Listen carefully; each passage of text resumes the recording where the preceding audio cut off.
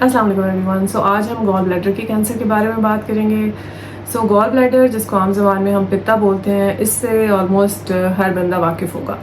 सो gall bladder एक ऐसा organ है जो कि आपके लिवर के पास मौजूद होता है, या समझ लें लिवर से ही अटैच्ड होता है। सो गॉल ब्लैडर कुछ ऐसी स्क्रीशंस बनाता है जो कि हमारी डाइजेशन में हेल्प करती हैं। अगर गॉल ब्लैडर नहीं होगा या गॉल ब्लैडर की सिक्रीशंस नहीं होंगी तो ऑब्वियसली हमारी डाइजेशन में प्रॉब्लम्स आएंगे, और सबसे ज़्यादा प्रॉब्लम्स जो होते हैं वो फैट को डाइजेस्ट करने में आते हैं। यानी कि आपको चिकनाई उस तरीके से हजम नहीं होती अगर किसी का गॉल ब्लैडर हम रिमूव कर देंगे। So this is an organ जो कि आपकी बॉडी में लोकेटेड है, और ऑब्वियसली इसमें भी कैंसर डेवलप हो सकता है। सो गॉल ब्लैडर के कैंसर के क्या सिम्टम्स होते हैं? सबसे पहले तो आपको दर्द महसूस हो सकता है। सो गॉल ब्लैडर का दर्द जनरली आपके पेट के ऊपर वाले हिस्से में राइट साइड पे होता है।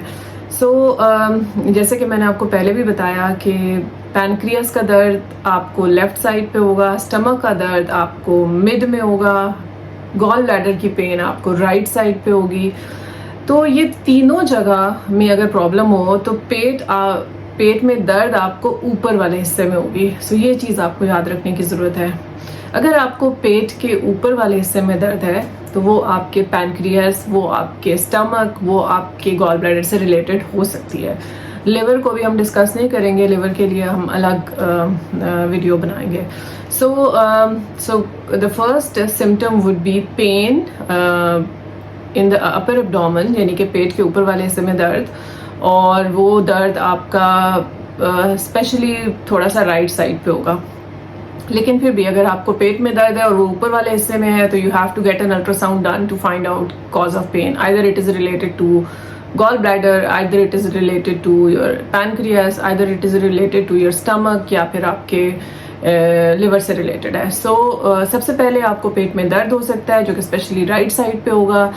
इसके अलावा आपको डाइजेशन में प्रॉब्लम हो सकती है, स्पेशली जैसे मैंने आपको बताया फैटी मील्स। अगर आप चिकनाई खा रहे हैं तो वो आपको डाइजेस्ट मुश्किल से होगी, आपको स्टमक में बोझ रहेगा, आपको रीगर्ज हो सकता है, बार बार रिफ्लक्स हो सकता है, एसिड रिफ्लक्स। इसके अलावा आपको ब्लोटिंग हो सकती है। सो गॉल ब्लैडर का फंक्शन अगर डिस्टर्ब्ड होगा तो आपकी डाइजेशन में काफ़ी प्रॉब्लम्स आ सकते हैं।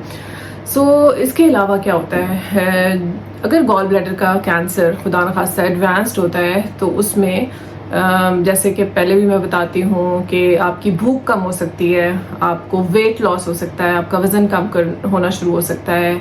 इसके अलावा बाज़-औक़ात गॉल ब्लैडर का कैंसर आपकी गॉल ब्लैडर का जो स्क्रीशंस मैंने आपको बताया जो स्टमक में जाती हैं और डाइजेशन में हेल्प करती हैं, अगर ये स्क्रीशंस ब्लॉक हो जाएंगी तो आपको जॉइंटिस हो सकता है। सो मेजॉरिटी पेशेंट्स हमारे पास गॉल ब्लैडर कैंसर के भी जॉइंटिस के साथ आते हैं। जॉइंटिस या फिर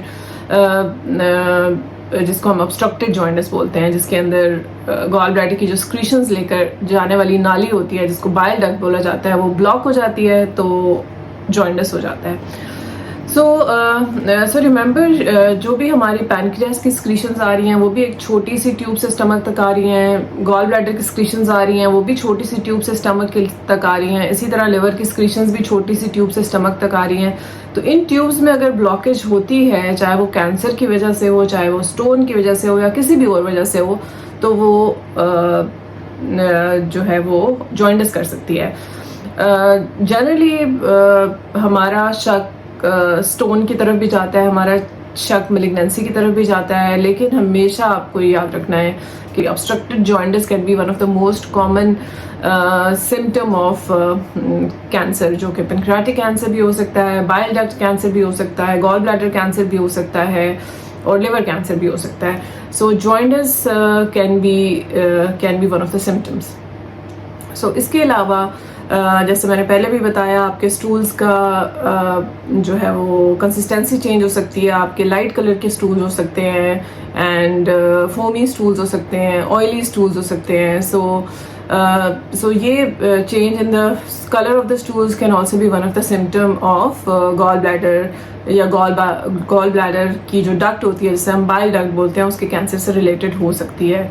सो आई वुड समराइज कि आपको खुदा न खास्ता अगर कोई गॉल ब्लैडर में प्रॉब्लम है तो उसमें सबसे पहले आपको पेट में दर्द हो सकता है ऊपर वाले हिस्से में, जो कि राइट साइड पे अगर ज़्यादा है तो we will be more suspicious about gall bladder cancer. इसके अलावा अगर आपको जॉइंटस अचानक से हुआ है तो we need to get you evaluated for gall bladder और बाइल डक्ट कैंसर। इसके अलावा अगर आपका हाजमा ठीक नहीं है, आपको भूख नहीं लगती, आपका वज़न कम हो रहा है और एडवांस स्टेजेस में खुदा न खास्ता पेट भी डिस्टेंड कर सकता है, यानी कि पेट सूज सकता है। सो इन सारी सिचुएशन में हमें गॉल ब्लैडर कैंसर के बारे में सोचना चाहिए।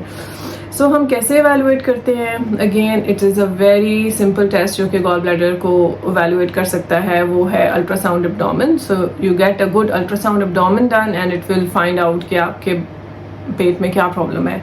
और फिर अगर हमें शक होगा कि हाँ ये तो कैंसर से रिलेटेड हो सकता है तो we will get a CT scan done और उसके बाद बायोप्सी, और फिर depending on the stage scans for staging and depending on the stage we will advise you treatment. So this was all for today. I'm sure you got some information about gallbladder cancer. So thank you very much.